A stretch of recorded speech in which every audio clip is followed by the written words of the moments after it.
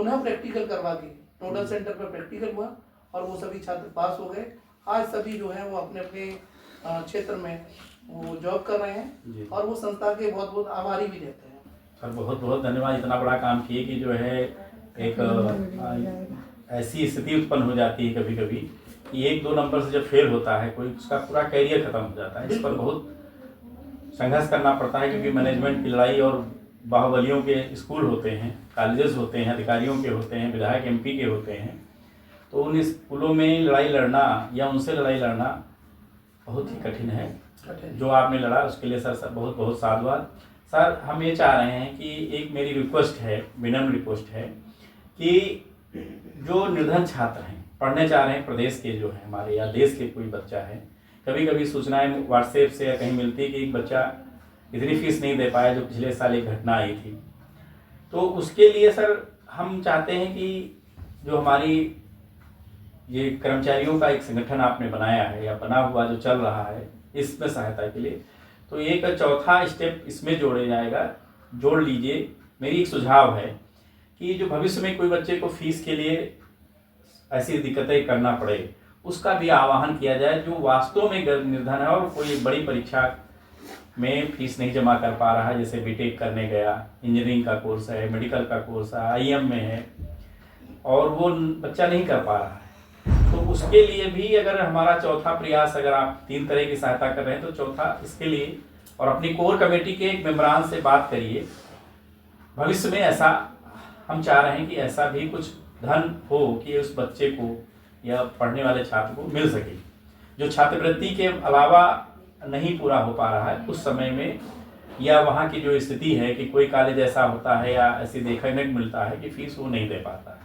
क्योंकि एडमिशन लेने के बाद छात्रवृत्ति मिलती है और फीस पहले देनी होती है, तो स्थितियाँ उस बच्चे के लिए बड़ी हो जाती हैं। जैसे पिछले साल एक छात्र था जो कि बीटेक में एडमिशन इसलिए नहीं ले पा रहा था, या एक लड़का था जो मेडिकल में साल 90,000 फीस जमा करनी थी, वो नहीं कर पा रहा था, उसके गार्जियन 16,000 रुपये उसका कम पड़ गया,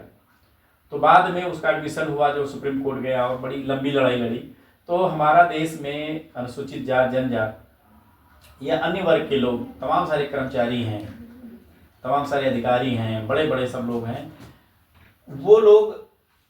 अगर सहायता 1-1 रुपये की करती, जैसे आप सर 100 रुपये की सहायता में इतना बड़ा 10 लाख से ऊपर सहयोग कर चुके हो और उस बच्चे को 10-20 हज़ार रुपये की जरूरत होती है, तो हम लोगों का संगठन अगर 1-2 रुपया अगर उस बच्चे को दे देगा तो शायद वो अपना जीवन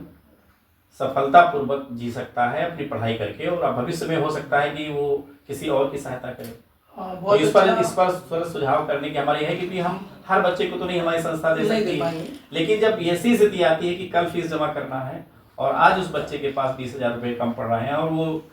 उसका माता पिता या उसके अभिभावक उस सहायता करने के लिए लोग नहीं खड़े होते हैं, तो हमारी संस्था क्यों ना एक जैसे मान लीजिए हमारे पास 5,000 संगठन के कर्मचारी हैं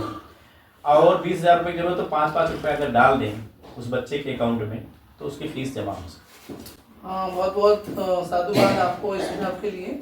हम अगली जो कोर कमेटी की जो बैठक होगी उसमें इस सुझाव को रखेंगे और कोर कमेटी के द्वारा इस पर विचार किया जाएगा और जो भी संभव इस पर निर्णय होगा उसे अवगत कराया जाएगा और चाहेंगे कि इस पर सकारात्मक ही रहेगा, ऐसी उम्मीद हम करते हैं। बहुत बहुत सर साधुवाद। तो सर आज हम इस बैठक में आपके साथ जो मेरी वार्ता हुई है उसका मुख्य उद्देश्य था कि संगठन की जो मेन बिंदु थे, जैसे रजिस्ट्रेशन कैसे करना है, रजिस्ट्रेशन कैसे करके हम वैध सदस्य बन सकते हैं, कैसे सहायता ले सकते हैं, ये सारी बिंदुओं पर आपसे चर्चा किया गया। संगठन के जो जुड़े हुए लोगों के बारे में आप सर क्या कहना चाहते हैं? 2 मिनट सर उसके बारे में कहिए। संगठन से जुड़े हुए लोगों के लिए हम यही कहना चाहेंगे कि जो भी हमारे साथी सदस्य बन चुके हैं वो अपने परिचित, अपने मित्र, रिश्तेदार और उनके ऑफिस में या उनके कार्यालय में, विद्यालय में, जहाँ कहीं भी कोई साथी SC ST का है, किसी भी पद पर है, तो कोशिश करें कि हर सदस्य एक सदस्य और बनाए। बहुत बहुत सर। तो यदि महीने में, सप्ते में एक टारगेट बना लें कि हमें हफ्ते में 1 सदस्य बनाना है, तो महीने में कम से कम 4 सप्ताह होते हैं, तो एक व्यक्ति यदि 4 सदस्य महीने बना देगा तो ये हमारी संख्या जो है बहुत तेजी से आगे बढ़ सकती है। तो यदि इस आइडिया को, इस संकल्प को हमारे सभी सदस्य यदि ले लें तो निश्चित रूप से संख्या बढ़ने में और सहयोग होने में और अच्छी मतलब गति इसमें आ सकती है। बहुत बहुत यही मेरा उनके लिए संदेश है। बहुत बहुत साधुवाद आपको आज हमारी आपकी